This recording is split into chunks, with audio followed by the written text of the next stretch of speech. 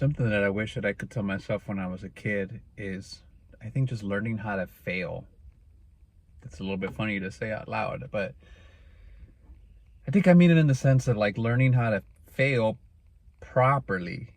If you fail at something and it just like you let it either consume you or you don't learn anything from it, I think that's not good. But you're going to have failures, whether it's like something like that's as a tiny as a little fumble or as huge as like a disaster that I don't even want to say out loud because you don't want these things to come true. Especially as a kid, I think I saw failure as having such harsh consequences,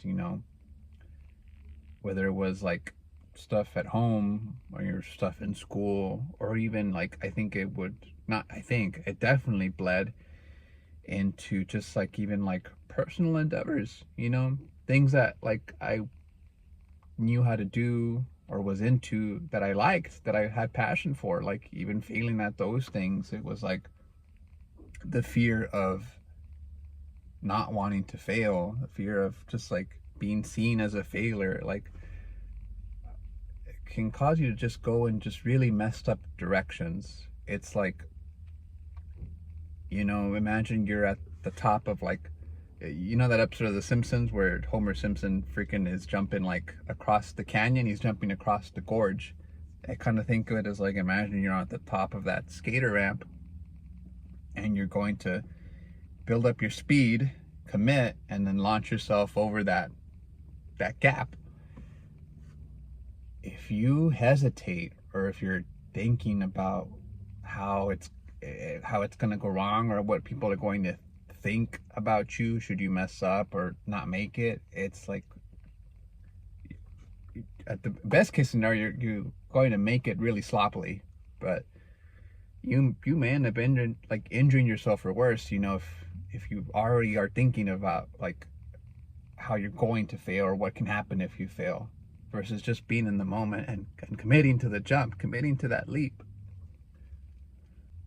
I don't really know where this fear came from. I think it's like many things in life, one of those habits slash programming ticks or whatever that you pick up, and you, I think, have to kind of like learn how to unprogram from yourself as you get more experienced and stuff. But the failures will come, big and small, but what are you going to do about them? It's like you can for sure like learn how to do them in a proper way. There is a way to fail.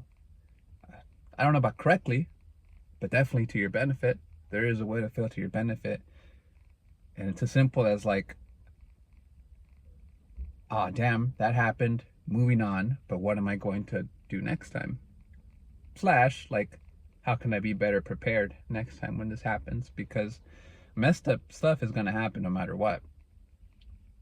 But it's like if you put your hand on the stove and it's hot and you react and you take your hand off it immediately, you're not going to think, well, next time this happens, it's like maybe it won't be hot next time, or maybe next time I'll put my cheek right onto the stove just to make sure if it's hot. It's like, no, like, your takeaway right away is like, okay, well, easy peasy, moving on.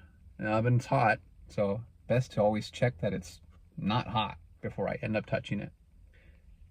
And I may end up touching the oven anyways, It's one of those where it's like, you'll still mess up even at things you have messed up at before.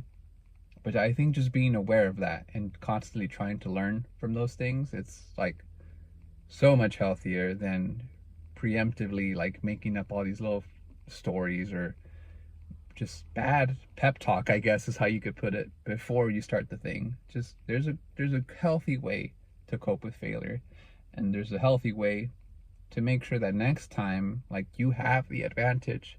Whether you mess up or not, you have the advantage, and it's all in your mind.